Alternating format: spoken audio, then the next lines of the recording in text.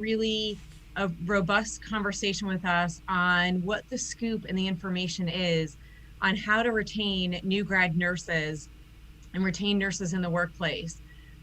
Both gentlemen come from an experience and a great background and will share their success stories and how they got started and any information that really helps healthcare leaders and nursing leaders out there figure out ways to how we can retain nursing staff. And for those that haven't met me or have seen any of my shows yet, my name's Noelle Kohles, and I am a leadership vitality coach.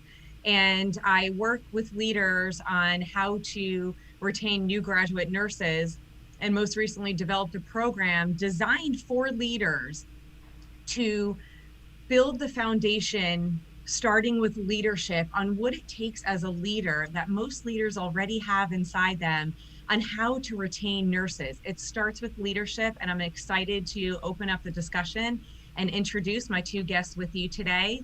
We'll go ahead and start with Dave. Hi, good afternoon, everyone. My name is David Theobald. Noelle, thank you for inviting me to this wonderful program. I'm really excited to really have an engaging conversation with everybody about the importance of retention of new nurses, but also nurses in the workforce today. So look forward to our discussions. Greg. Hi, Noelle. Thank you again for having me. And hello, everyone out there. I'm very excited to be on this platform talking to you about this very important topic. And most of the insight I'll be bringing will be from the perspective of transition to practice. Awesome. I look forward to it. And for those that have joined the show now, please comment below. Let us know where you are calling in from. We would love to hear any questions you may have as well. Your impact or your input and your questions are pivotal to this discussion. So please let us know your thoughts. And, we'll really get started with the infamous $1 million question of how do we keep our staff? What can we do to keep nurses? And I'd like to share a little story with the group, which brings me to where I'm at now, having these discussions with leaders about retaining nurses, because it really does start at the beginning as a new grad nurse. And when I started my career over 15 years ago as a new grad nurse, I had an experience in a situation that came up where I reached out to the CNO of the hospital that I was at to talk about a concern that came up. And I was early 20s. I was hot off of being a new grad nurse. And she responded to my email and came into the organization at 4 o'clock in the morning to hear what I had to say. You fast forward that to where I'm at now as a leader, and these were these small moments that new grads hold on to that look at, hey, there's leaders out there that are like that. She took such a value in me, in my position and the concern, and talked with me through it for months to come. So I know, I was like, wow, I want to be a leader just like that. Now, this is the type of leadership that doesn't necessarily come natural for many leaders. A lot of emerging leaders get put into positions that they may not have been trained for. And I looked at Dave and to Greg to talk about what your experience was as a new grad, because not everybody has these wonderful moments. You've got some great managers and you're like, yeah, I don't want to be that person.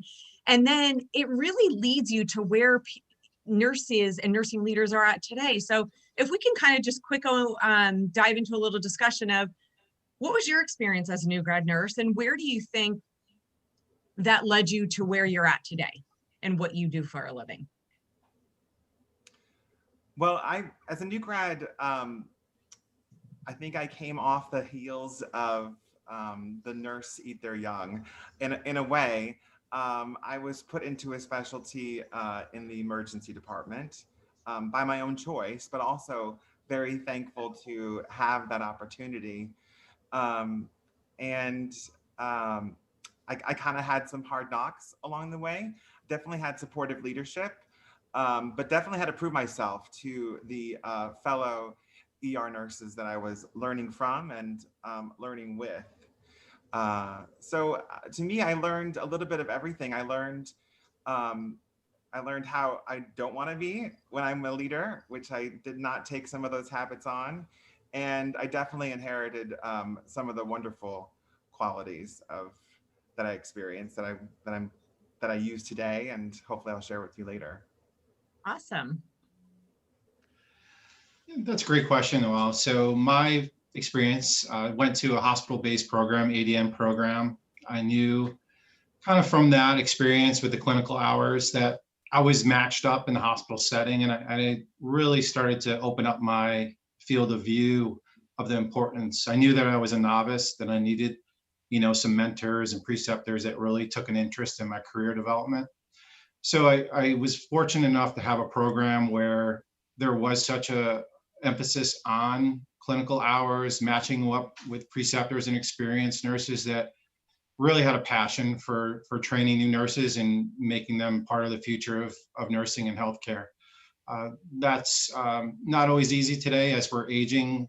Baby boomers are retiring. The average age of RNs is increasing.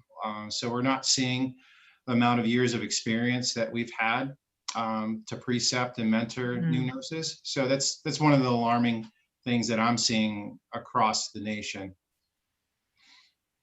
And that's so interesting to take into consideration because, I think as leaders, we often get stumbled on the same questions of, I want to keep them. How do we keep them? What is it going to take to keep them? And, oftentimes bringing in those that have gone through the program is beneficial to how we change what we do. Because right now, if we look at it, what leaders are doing now isn't working when we're looking at retaining staff. And what is it that it's going to take to retain these new nurses or these nurses transitioning from one role into another? Because we find ourselves as leaders accepting nurses into a field that they're like, I like Greg, or I'm going to use you as an example, Greg. I want to be an ER nurse. I'm like gung ho. I'm going to do this. You get into it. And let's say Greg, 3-4 weeks into his orientation was like, oh my gosh, this is not the place that I want to be. That doesn't mean that that nurse is a failure, that they can't thrive and succeed in where they need to go. But what it does mean is that the leader has to be present in the moment to have these conversations with these nurses who are on orientation to say, hey, you've got great value in doing this. You do such a great job here. I'm noticing we're struggling with this. And talk about, is this really the right place for that nurse to be? Because what I find is that it's not, but if you keep these nurses within the organization, they will stay for a longer period of time, and you're still holding on to them within the organization. I'm going to head over to Greg for a little bit to talk about your successes and where you're at right now, because you've had about a 90% retention rate in this transition into the procedural center, and correct me if I'm wrong, and where you're at. And I would love to hear your story of how you got started and how did you get to that point? Yeah. Loaded question, real loaded. I'm sorry. There's lots of elements that lead to a 90% success and retention rate that I've experienced. So to give you some details about the success rate, it's about 6 to 7 cohorts and about between 8 and 10 each cohort. And I was measuring both completion, meaning success of finishing, and then also retaining over a 3-year period. So most of my experience with hiring and onboarding new people, I'm going to just share my screen because I have a little slide, has to do with transition to practice into a new practice and into ED nursing. So my program is specifically about, there we go. is specifically about a 12-week kind of transition to practice from an experienced nurse to a advanced beginner novice ER nurse over 12 weeks. So it's a combination of didactic skills in a simulation center, and then about 340 hours of clinical time total over the 12 weeks. So that is basically what my data was speaking to. And what I have found through my cohorts and experience is practicing the 5 C's. I call it the 5 C's for success for new practice settings.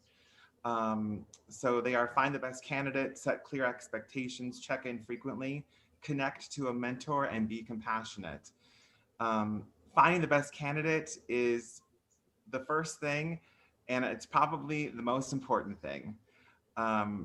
They need to kind of come to you, I believe. I have found the best candidates without solicitation during the interview will express their passion and want for either wanting to be at your facility or wanting to learn and be in the specialty that you're hiring them into. You don't need to ask why. They start telling you before you even ask. Setting clear expectations. So that starts for me in the interview. I tell them, I don't know what shift you're going to be on. You're going to work all different shifts. You're going to orient to all different kinds of shifts. You won't have any vacation during the 12 weeks. You are going to be working 3 to 4 days a week. You're going to be working 40 hours for the first 8 weeks. I lay out everything, every element of the program. I tell them, and they have no surprises during it. So that if they have a question about something, then they know I explained this to you when we started. And so if there's anything that goes outside the norm, they typically are ready to ask very, very, very nicely, because they know the clear expectations. Checking in frequently. So I would have group sessions with them once a week, and I also would have one-on-one sessions with them and their preceptor every 2 weeks. And that check-in needs to be scheduled. It needs to be in your calendar. It needs to be dedicated to it. And you need to document it so that you kind of have a journey, their own little journal journey of like how they're progressing. And you can refer to that journal as well when you meet with them again. Connecting to a mentor is extremely important. It's probably been one of the most successful things, I think, for my own retention rate.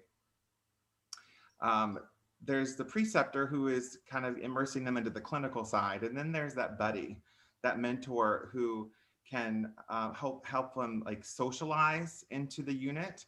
They can help them discuss any problems, give them strategies of how to talk to physicians, how to talk to maybe nurses who aren't as quite as collaborative, who have high expectations of the new practice RN.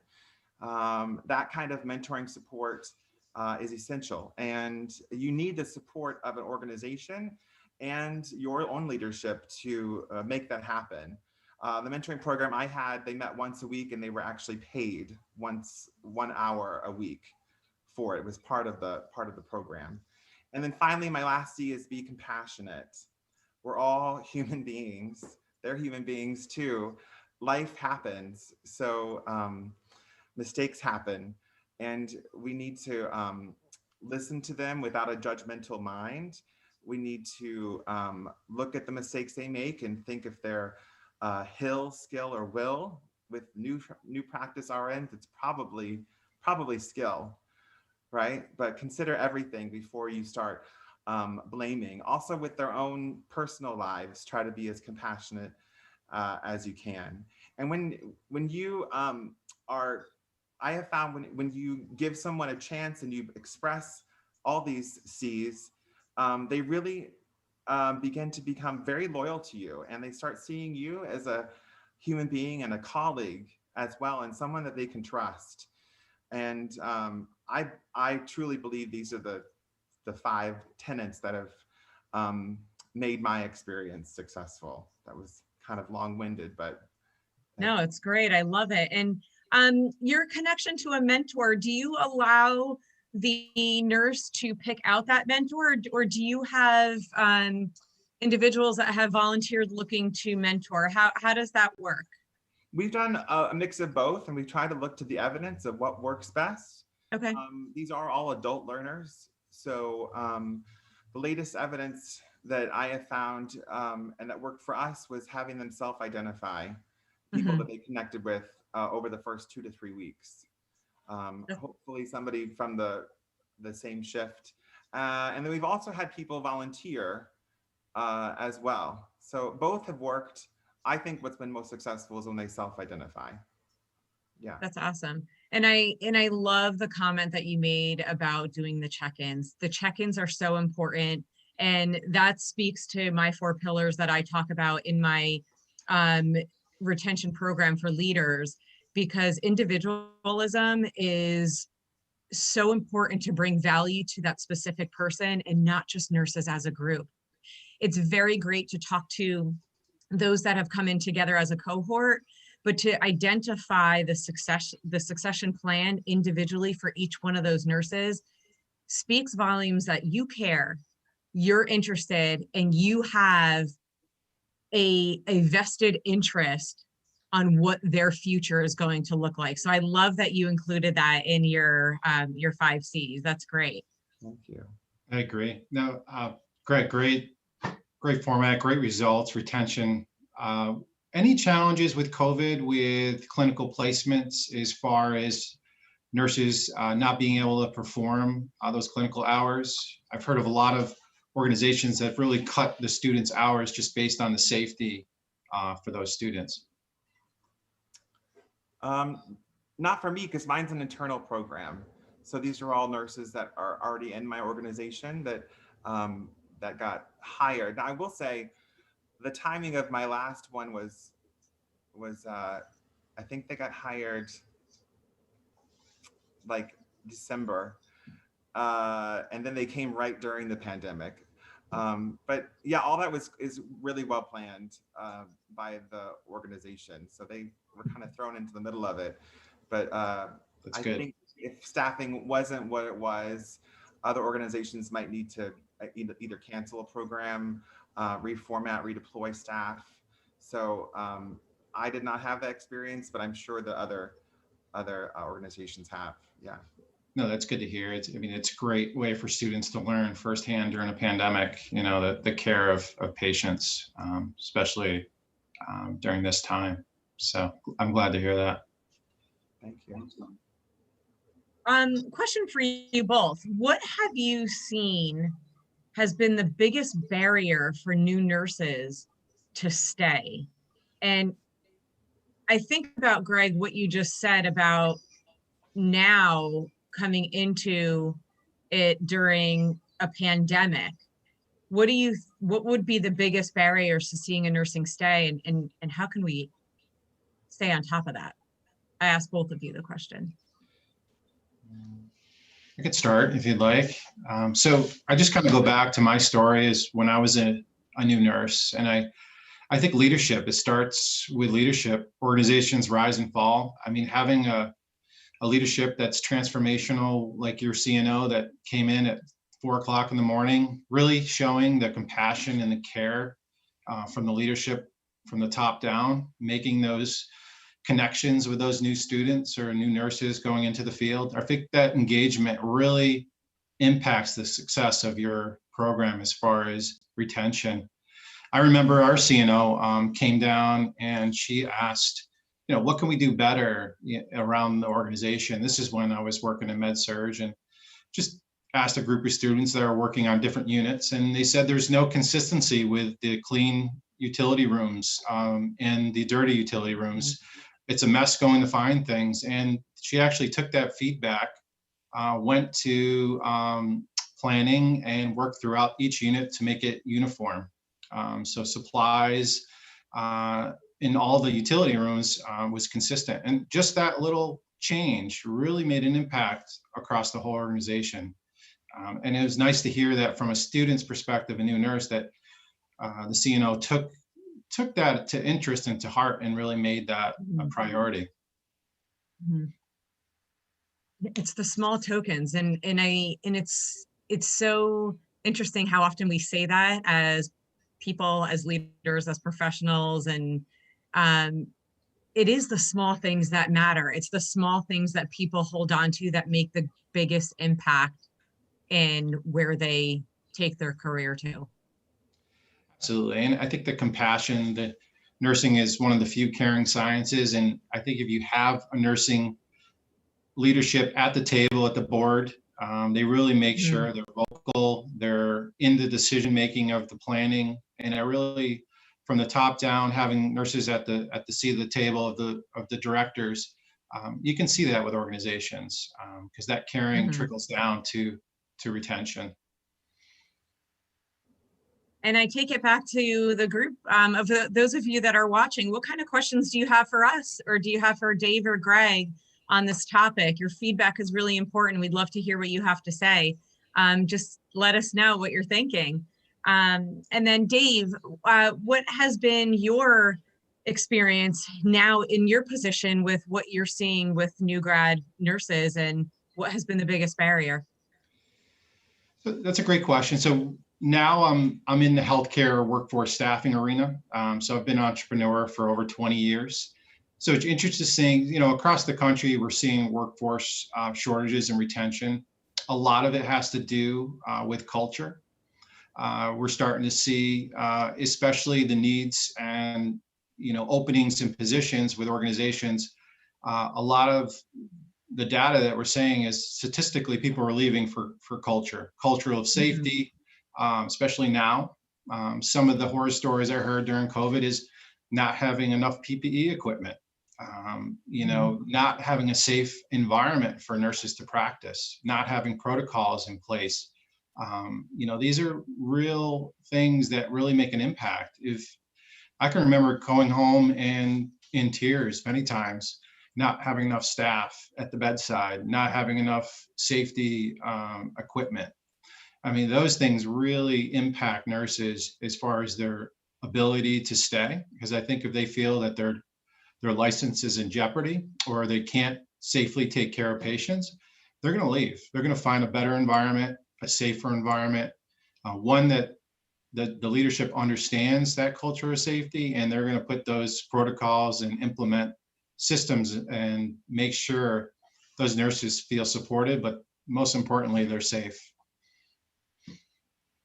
And so that's some of the things I'm seeing. I see a lot of organizations that able to recruit the talent that we sent because they have cultures of safety, they have engagement, they engage travelers from day one and treat them as staff. And that's where we really have the great success of retention, sending folks to deployment to areas that are maybe short-staffed for various reasons. But the organizations that we partner with that get that message and understand that we're bringing in experienced nurses for you to engage with, and it's an opportunity for you to, you know, find a way to entice them to say, this is a great organization, this is where you want to be. And the ones that do that successfully have a great data of bringing these folks on permanently. We hear a lot about culture of safety in so many aspects. And how much do both of you feel that the culture of safety does impact the retention and longevity of nurses?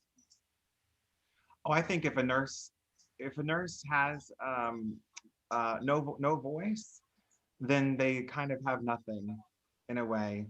If you can imagine being a new graduate nurse and noticing something that you felt was unsafe, reporting it up your chain, documenting it in your whatever platform you have for documenting your unsafe things or events that happen, and not seeing any change or not having the people you reported to it listen to you, you know, that really cuts off a feeling of value, connectedness to your profession. Yeah, that's detrimental I think. So I think if those parts are not working well together, Mhm. that they see results from something they've said, a follow-up from a concern they brought up, Mhm. then I think that they just feel not valued. And I I think that agree. really goes back to your, sorry, Dave, that goes back to your 5 C's of compassionate, of being compassionate. 'Cause a leader needs to have compassion. You've got to have empathy. When you have empathy and compassion, you build trust with that employee. Half the times you may not be able to fix what the safety issue is at that time if it's not obviously an emergent situation. But if you tell them that and you let them know, I hear you, let's find a solution, and together, you're right. I think that adds huge value. I'm sorry to interrupt you, Dave. What were you going to say? Oh, I wholeheartedly agree with Greg. And just a story, one of the reasons I went into healthcare workforce staffing is, working night shift on an oncology unit and having up to 10, 13 patients with one RN sometimes because we were short staffed. And, that's ultimately why I left. We kept on telling the unit manager and kept on talking to the CNO, like, this isn't safe. I'm hanging blood on 2 patients. I got, somebody that's vomiting in the other room, and, we have limited resources. We can't effectively have great patient outcomes and be able to provide care. So culture of safety is a huge important factor with retention. And when new graduates, they want to know they're going to a place where they can learn. And how Mhm. can you have time to mentor and precept if you don't have adequate staffing? So it really, Mhm. bottom line is, it is culture, but it's also having enough staff. And I think you will have enough staff if you have the right culture and the right people, like leadership, to recognize that. If a staff member of yours came up to you guys and you asked the question, what is it about me as a leader that keeps you here? What do you think they would say? Good question. I know, I got you with that one, huh, guys? I think they would share, and it's funny, we do surveys with all our employees every year. Actually, after each assignment, not just about the culture environments that they're in, but also about our organization as a whole. I think they would say that the caring gene, having that attention to understanding what the employees are going through, listening to their concerns, as Greg mentioned, and not just listening, but implementing, steps to make sure they feel heard and making changes that that they feel that they have been listened to. A couple examples are, we participate in the Daisy Award. This is something, one of the first staffing organizations to do that. And I think the recognition of nurses for the tremendous work they do day in, day out. Those are just little things that we do. Also, making them feel like they're part of the organization, even though they're all in different locations. I think that's especially now, it's challenging, the engagement. Mhm. So I think just having those little details, we have two clinical folks on staff 24 hours. So if there's somebody that has a problem during their shift, Mhm. they can text, call, or have a real live clinician on the phone to walk them through any challenges. And I Oh, think that's fantastic. it's a great step. I think a lot of organizations should do that. A lot of them do. They have clinical resource nurses that float between units. So I kind of picked that up when I worked in healthcare and said, we need to do that as a staffing organization. So we have folks all over the country, different hours, different time zones. So, and then I think the biggest point is I like the 5 C's. I think compassion, and, really having the dedication to putting people first. Greg, So. you better trademark that. That's going to be a good thing to come. And I want to ask the audience, what are key attributes about yourself, if you are a leader, that your staff love about you that's allowing them to stay?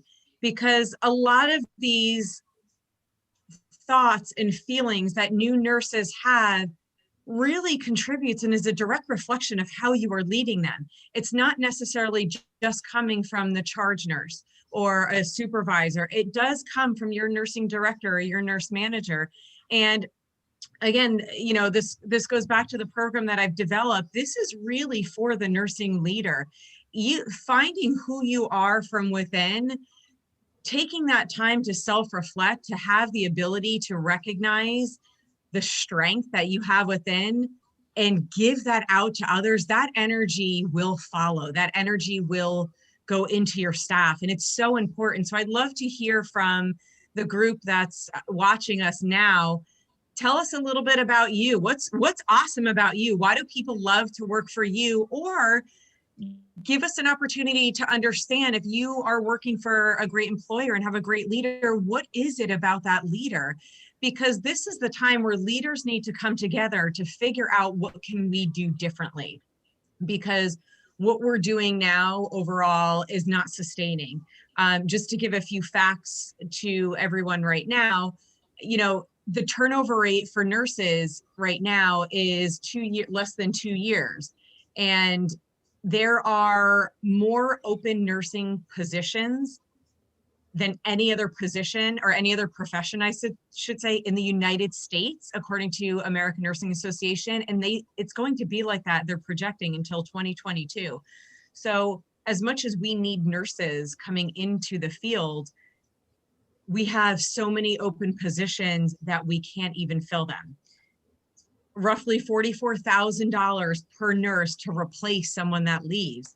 So thinking about retention, the more you're able to retain your top talent now, the less money you're going to spend out of pocket to go through another program, orientation, preceptors. There's so much factors that come into play, and it saves organizations between like $4 and $6 million a year if you are able to retain the staff that you have. So I do strongly believe, as a leader, it really does start with leadership, because you have to have the commitment and the drive and the passion to hold on to those nurses that you have. And new grad nurses are the future.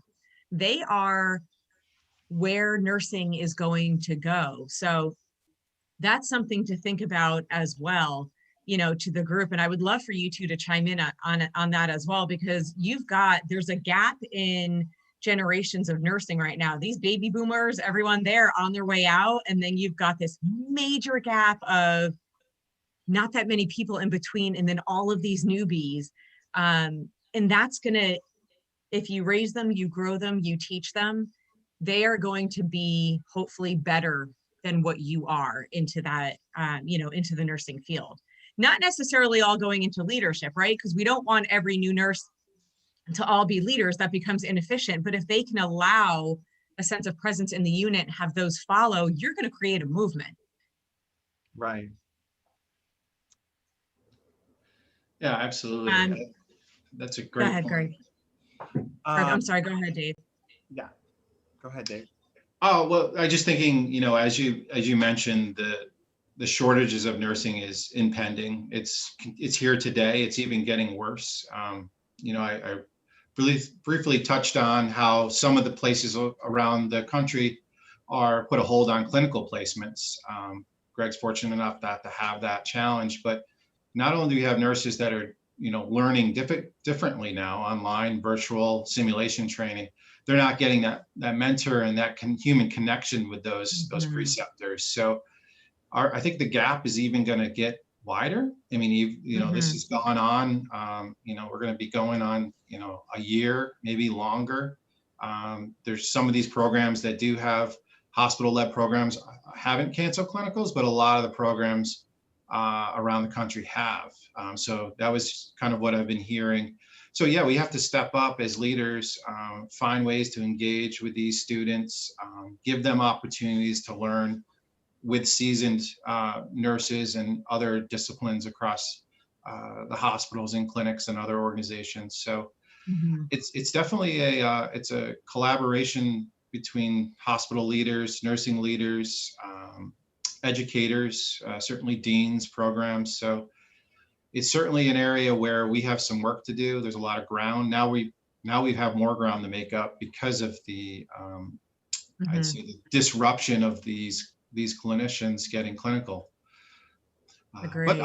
I'm optimistic that there is so many programs like Greg's out there that leaders understand. I always say there's folks that have nurse residency programs.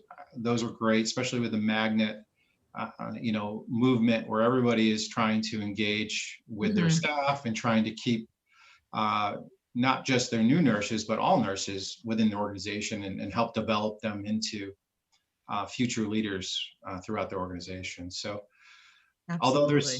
there's a lot of challenges, I do feel there's a lot of movement to make some good out of this. Now we I totally now, agree. There's a question that came in for you, Greg. What do you think prepared you the best for your leadership role? Oh, wow. That's a big question too. A few things. Um, I think my own life experience as hopefully has helped me. I didn't decide to go into a very formal leadership role um, until recently. So I had my whole adult life to reflect on. I had my whole nursing career to start gathering information. I also dug deep in my own learning and took part in um, a leadership development program that's offered at my hospital, Mhm. um, which I learned a lot from, able to network with other people from throughout the organization, giving you the actual skills and tools that don't come along inherently with being a leader. Mhm. And I think finally, just really wanting to have the buck stop with me. I feel like I had enough experience in all the elements that you need to be to be a leader through professional development and HR aspects and um, even like disciplinary things, um, change agent types of ideas. That I was just really ready to take all those skills I had and kind of implement them and be uh, be the one responsible. Yeah. That's awesome. Talk to us a little bit more about that leadership um, program that you went through, where you're at, and how that helped. Because I think not many organizations that I know of or that I've been a part of has something specific dedicated to leaders that are being brought into positions to lead, to set them up with the skills and resources they need to succeed. So I'd love to hear a little bit more about that and any advice you can give out there to others watching. Yeah, a lot of it has to do with what you were just speaking of, Noelle, about the multi-generational aspect that nursing really Mm-hmm. is. There's a huge amount of nurses that are going to retire in the next 5 to 10 years. My hospital noted that they needed some kind of succession planning for the leadership within the Mm-hmm. hospital. That leaders needed to be developed in a way. Uh, Mm-hmm. and so, based on those notions, the hospital developed a 1 year nursing leadership program for That's awesome. nurses who are about a third, 3 ways up the four steps of the staff nurse ladder. The basic requirements was that you had to have a bachelor's degree, you had to be specialty certified, you had to be at a certain level in your ladder, and you had to apply and you had to interview, Mm-hmm. and then you met monthly as a leadership group for 8 hours a day, and you had different topics each week, and it culminated in a change project. It was a miniature master's degree, to be honest with you, but you got to meet all different kinds of leaders throughout the organization who would be guest speakers. You had the opportunity to network with other emerging leaders throughout your hospital. You got to apply all of your knowledge and skills that you've obtained with the support beyond your department, the support of the organization you gain, to implement a change on your unit and actually present it. So at my hospital, it's called the Rising Stars program. Yeah. That's fantastic, because another part of retention with staff is retaining your leaders. You know, there's studies that have been out there for nursing managers and directors, the average turnover is 5 years. So if you've come into an organization where you're starting, you didn't build and create the culture, but you're trying to change the culture, it takes nearly 2 years of dedicated work to create a culture shift to allow that to happen. And if 2 years out, you're gone, the consistency to hardwire that practice may end up going out the window with a new leader coming in. So I love that you shared that with us, because to retain a leader and keep the longevity of a leader, a good, talented leader will ultimately retain the staff. It's like a domino effect coming into it. David, I know we had briefly talked about, and I would love to have you share the slides that you have in regards to looking at retention and new grads. If I can pull, do you need me to pull those up for you? I should be able to pull them up if you. Okay, because I'd love to also take a look at that too and talk about that, you know, because as we look at nurses that leave, the average time to fill in a position is 81 days. So you have to think you're getting in travelers, all of these other added expenses are coming into turnover just to capture a new nurse coming into it. So if you can retain, you are saving a lot within the organization.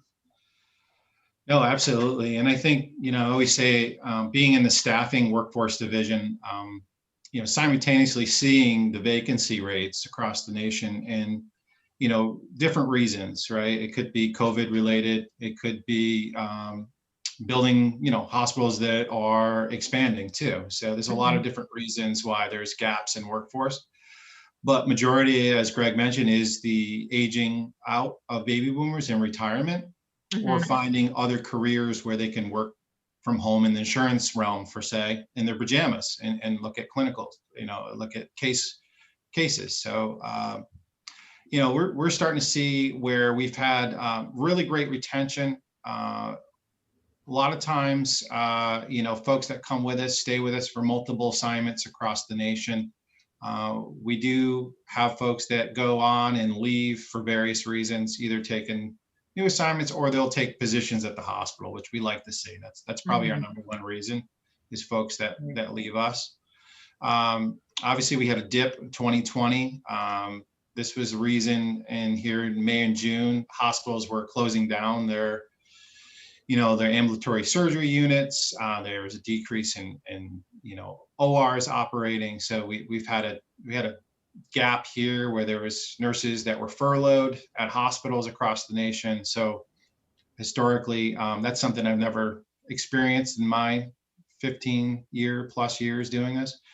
So this was definitely a challenging year. We're starting to see an increase with the reopening, but we're also at another point in the country where you know, cases are going up. So I don't know how that impacts nurses. It's also a critical point to really put in the time and effort to engage with these caregivers, especially during the most stressful crisis that we've experienced in modern history. So one ways to do that we do, we hear about nurses that eat their young. I think a lot of organizations maybe have that. Lateral violence is the, you know, another way of putting it. So we put together, not ourselves, but we partner with an organization that has a nurse anti-bullying course. So everybody that works through our organization takes that, just to recognize that and what that means and how to adapt and how to say something if you feel like you're in a situation there's horizontal or lateral violence. I think paid time off is a big one for organizations. Nurses want to make sure that they have time off to relax, de-stress, and, you know, not be, you know, 24/7 on on their minds of practice. And I think the big thing that clinical mentors I mentioned before, organizations that have people in real time that can answer questions, being able to help with professional practice, not just with challenges, but also about career choices, going back for their bachelor's, going back for their master's. We've had quite a few folks in our organization go on to be nurse entrepreneurs and start their own businesses, and I've mentored quite a few of them. So I'm actually one of the mentors that works with a lot of our folks that have gone on, either for become leaders in hospitals, or they've gone on and opened up their own, practice. So I'm definitely a proponent to having those professional development reimbursement. A lot of organizations do have that. Whether it's, there's a big push in New York State for the BSN and 10. That's one of the legislations that went through in 2018. So there's a call to action. More educated nurses at the bedside equals better patient outcomes. So we're certainly supportive of that and help our caregivers through tuition reimbursement. The other big things are annual reviews, recognizing the caregivers for their milestones. This is something I noticed when I worked in the hospital, that I used to have those when, they'd come in and you'd meet with the manager and she'd tell you, things that you've done well, things that you can improve. And then we had a clinical ladder based program, similar to what Greg was mentioning. And that was really good. I think that really helped retention. So I just kind of, took my experiences when I had that program and put it into our program, which is, just recognizing and rewarding caregivers for milestones, whether it's education, whether it's getting positive reviews from clinical assignments they've taken. But you can transform that into any setting. I mean, just people want to feel like they're valued. DAISY is another thing that we've implemented. A lot of organizations. Yeah, it's a good one. I think competitive pay packages and benefits right now, nurses, I hear horror stories of the cost of benefits for a lot of healthcare professionals. And you would think we're the largest profession out there and we have to pay the most in benefits, and we're taking care of people. So I find, there's some areas that I think we need to improve upon as a nation. Everything from, newsletters to keep people informed of what's happening within the organization. I think if leaders are, they have to be transparent of what's going on. I think if you have a lot of closed doors meetings and you're not sharing that information with your staff, there's going to be a lot of folks that are looking to exit your organization because they're like, am I the next to go? Right. And you start to see that, that is happening now. Right. And I think you're right. And that goes back to when you look at employee satisfaction, which also relates to patient satisfaction and outcomes, it's all related. And that question comes up, and I've had it to me often. You're not telling us enough, or what are you hiding? And a lot of the times you're giving them the information, but people retain information differently. Not everybody checks their emails. How are you getting that across to them? And I find being present in the unit is pivotal to getting these messages across. You're absolutely right. And one of the organizations we work with, they do daily huddles for each shift. So that way they'll have interdisciplinaries, they'll have pharmacy come, they'll have, the hospitalist, they'll have the nurse manager, sometimes the CNO will come as well. And that's a great way just to share, what's happening, what the challenges are, and how we're going to tackle it, and what needs to go up the chain of command to get noticed, get these things changed and implemented so we can take better care of these patients. Great. A question came in from Rallis to both of you. What do you think an ideal training program should look like to help prepare nurses to take on leadership roles, or for existing leaders to become better leaders in order to improve retention? The program must be contoured to the current state of the institution. And what I mean by that is if you have like a great need for leaders coming up and there's no succession planning and things are, so to say, like just not going well, start with the basics.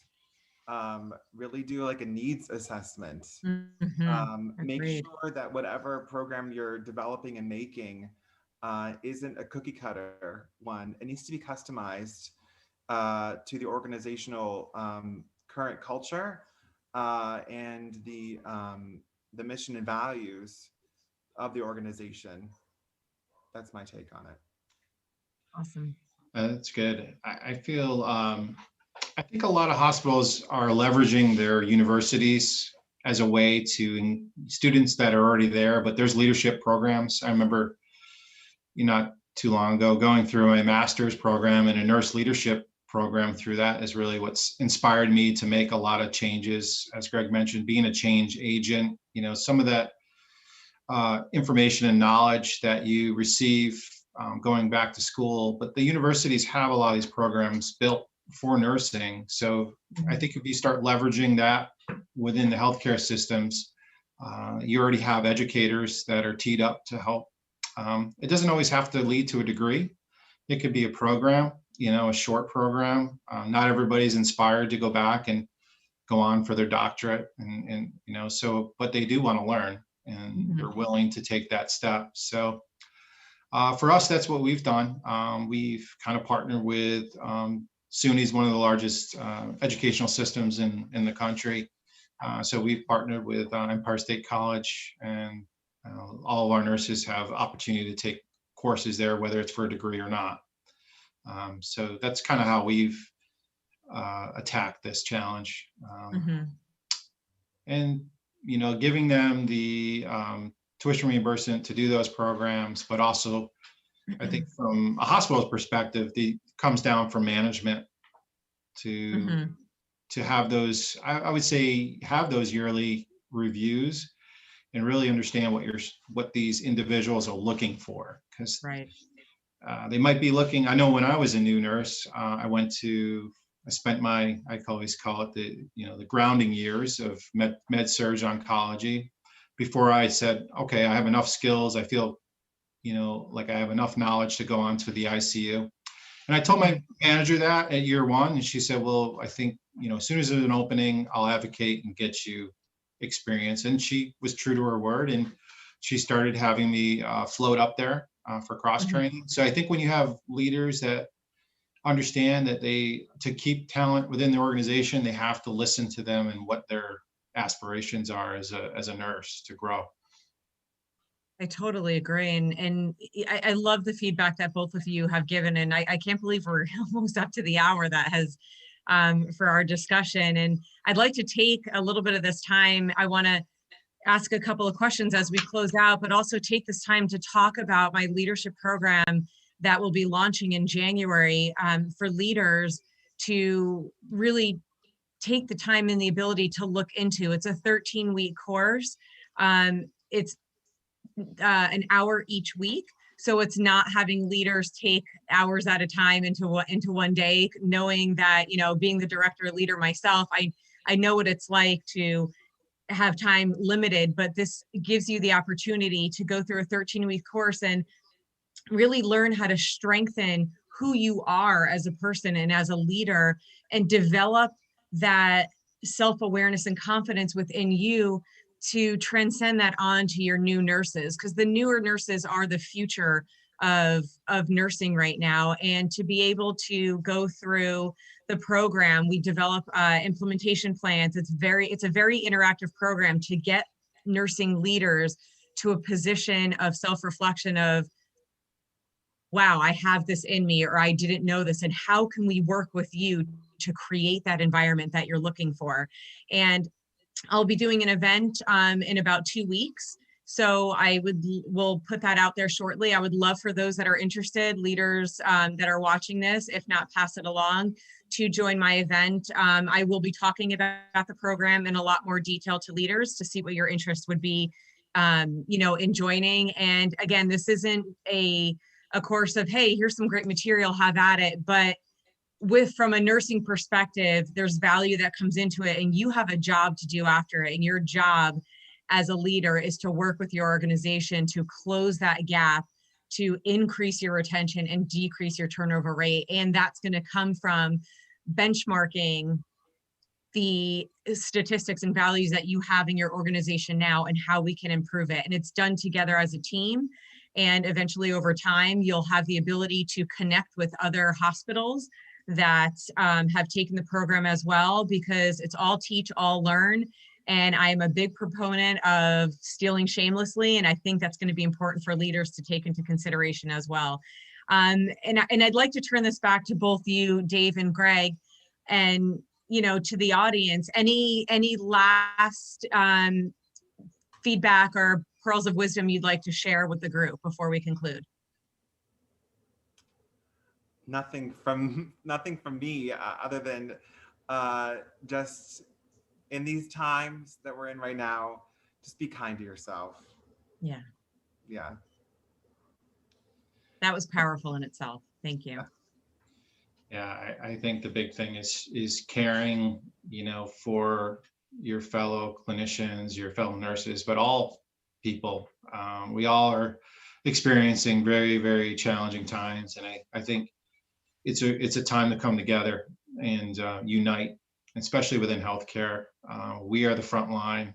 We are the ones that the country needs us to be united. And I think showing new nurses, that caring, respect, and true interest in their professional development will really help with retention. So, agreed.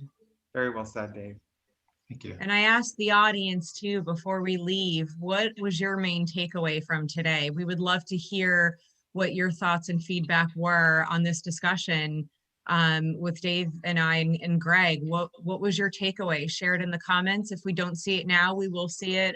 The show it's recorded, so it will be posted for those to watch, and we'll make sure that we respond to those comments in the feed. So I want to thank everybody so much for attending. Thank you, Dave. Thank you, Greg. Yeah, thank you, I appreciate. Nice meeting everyone. Thank you. Nice meeting as well. What was that, Greg? Stay home, wear a mask. Yes, exactly. So thank you, everyone. Thanks for joining the show, and we look forward to seeing you soon. Thank you so much, Noelle. Have a great day. Thank you too. Before you guys jump off, can we do a quick pose for the editors? Sure. Okay, maybe a happy one. Alrighty. Awesome. Okay, very good.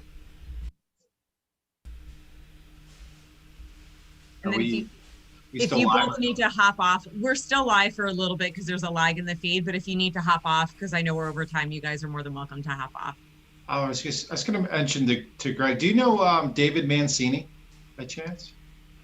No. Okay. He knew your name. He works with us. He said he did acting, and he said your name looked familiar. Oh. I said, Greg, you're an actor too? I said, I don't know, but I'll ask him. Who, me? I'm an actor. Well, no, I did. That was my career before nursing.